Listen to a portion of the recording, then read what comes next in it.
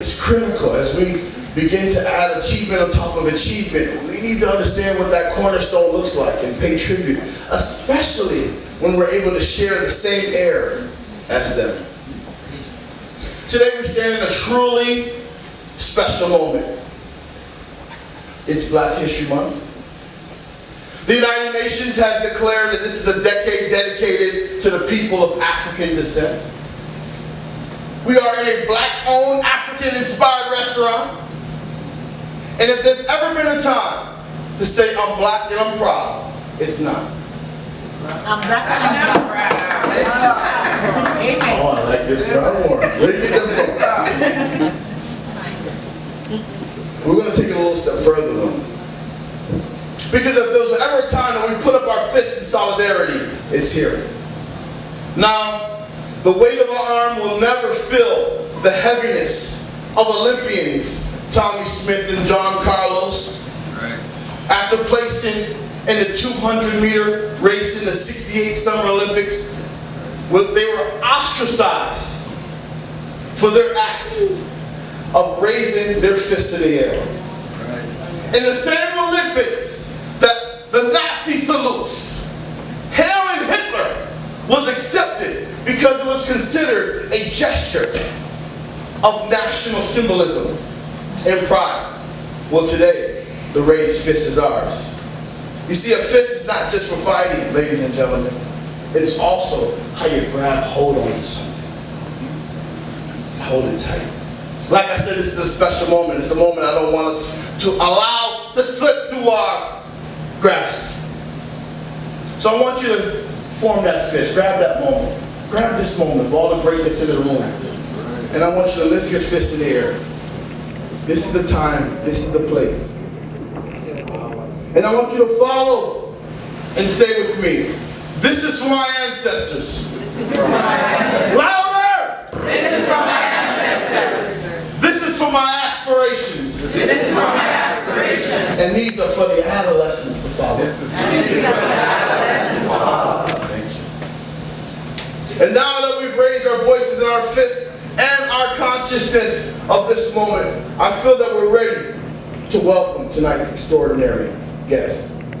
The Jackie Robinson Fortitude Award goes for a recipient who embodies the victorious and the courageous spirit of the late great Jackie Robinson, who inspired the world to see past color and begin looking into the character and the capacity of a contribution of a person.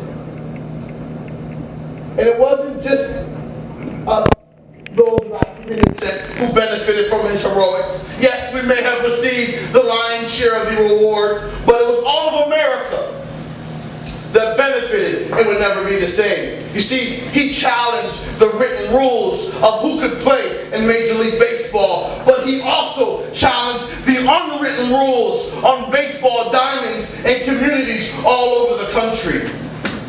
And for the first time, children had an example of what harmony and what unity looked like among the races, which provided, I'm sure, a much richer and rewarding childhood in neighborhoods all over America and the world. That was, of course, a long time ago. But there's a saying that Mr. Jolly has been quoted for saying, the more things change, the more things stay the same. And here in Canada, there may have been a few less written laws prohibiting race engagement, but it was the unwritten laws and rules that seemed the hardest to rewrite. That fist that you just raised is a continuation of the fist raised by Angela Davis in a courtroom, just as she is quoted for saying, I am no longer accepting the things that I cannot change. I'm now changing the things I cannot accept. The unwritten law not to play African Canadians on the radio was a catalyst that charged tonight's award winner to dedicate 12 years of his life channeling the fortitude that is Jackie-like. Eventually the vision of Mr. B. Denham Jolly changed what he could not accept and finally gave our music, our culture, a home on the radio. Put your hands together for that. Mr. B, and the B is a name I've never heard before. I don't know if you've shared that in public. It's a very interesting name. But when I see B, I see bold. I see brilliant. I see brash. And I see black. I see black. This man loves black. That's why I love him. He's an award-winning businessman, a publisher, a broadcaster, and a civil rights activist. He is the founding president of the Black Business and Professional Association. I know we have a board member here, a current board member here. Is he still here in the room? Yeah, put your hands together for that. I expect you to lead that applause there. A founding member of the Black Action Defense Committee, spearheaded by the late, great Dudley Laws, who I must say, if we're having a Black History Month event today in Toronto, and we don't acknowledge the Dudley Laws, we don't acknowledge the Charles Roach or the Honorable Gene Augustine, we're leaving out some of the greatest freedom fighters of our legacy. Tonight's recipient didn't benefit from the luxuries that we underestimate today. He was a trailblazer which paved the way for all of this. Right. There's no doubt about it. Benefits that we receive by being born here. Well, he wasn't. He was an immigrant from Jamaica who earned his right to call Canada home. And all of the advantages that we may take lightly, he had to take by force. His life in Jamaica no doubt prepared him for a life in advocacy. His mother was called at all hours of the night in Jamaica to intervene for people who were arrested and needed bail. He had a sterling and stark example of how to stand up for his people. And even though he graduated from McGill and was educated in the science, his first education came in speaking up for others and never to be silenced. He knew the value of a people's voice, which is what attracted him, I'm sure, to Contrast newspaper. Who in here knows Contrast newspaper? Who in here will put their hands together to make some noise for Contrast newspaper? Now I like to quote Clifton Joseph, a renowned dub poet, friend, and civil rights activist who came to Canada in 1973, and he described Contrast as a radical paper that dealt with the issues that gave you an explanation of the world. It's safe to say that Contrast newspaper was the sole medium for soul people. Here in Toronto, it's what informed our community was going on around you. And with so many people from the islands who had to begin to work tirelessly and were burdened by that work in a society that did not respect them or accept them, this paper gave them an idea of the conditions that they were truly living in and the information on various ways to change life for Afro-Caribbean Canadians forever.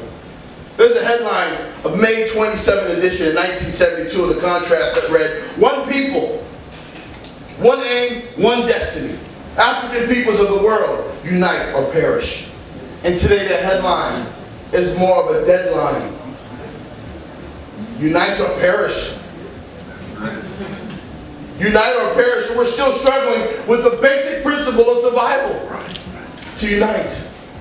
And Contrast is such a legendary contribution to our history as Afro-Caribbeans here in Toronto. We may never know the true value of its existence. I even read that Maurice Bishop, a revolutionary and politician who later became Prime Minister of my beloved Grenada. If you're from Grenada, make some noise. Right. Amen. He actually used to lay out the paper himself here in Toronto. And there were even billboards in Grenada claiming that the Contrast newspaper supported him, which it did. Forever, forward ever. Backward never. You know, you say it better than me because you put an accent on it. I ain't want to, but that's the way it's supposed to sound. It's more than just a call for the Caribbean. It's a call for action for people of African descent all over the globe. And Mr. Jolly truly lived up to this. Some of the greatest contributions of Contrast newspaper would be the people who worked at Contrast. And they use it as a springboard into other areas of journalism. There's an Arnold. Yes, I heard it. I like that you know what I'm going to say next. I like that. This is an interactive experience. I do. Augustine, who published Share, came out of Contrast. Lorna Sims, the last editor of Contrast, who eventually founded her own newspaper. We may not have been around to see it, but I figured it was worthy to be brought up. Newspaper called Dawn. And thanks to the successful recruitment of Mr. Jolly, who brought her back from a successful career she had in Jamaica to come back here to Toronto to lead Contrast. Mr. Jolly took over the reins of Contrast newspaper from founder Al Hamilton. When he was ready to extinguish the torch instead of passing it on.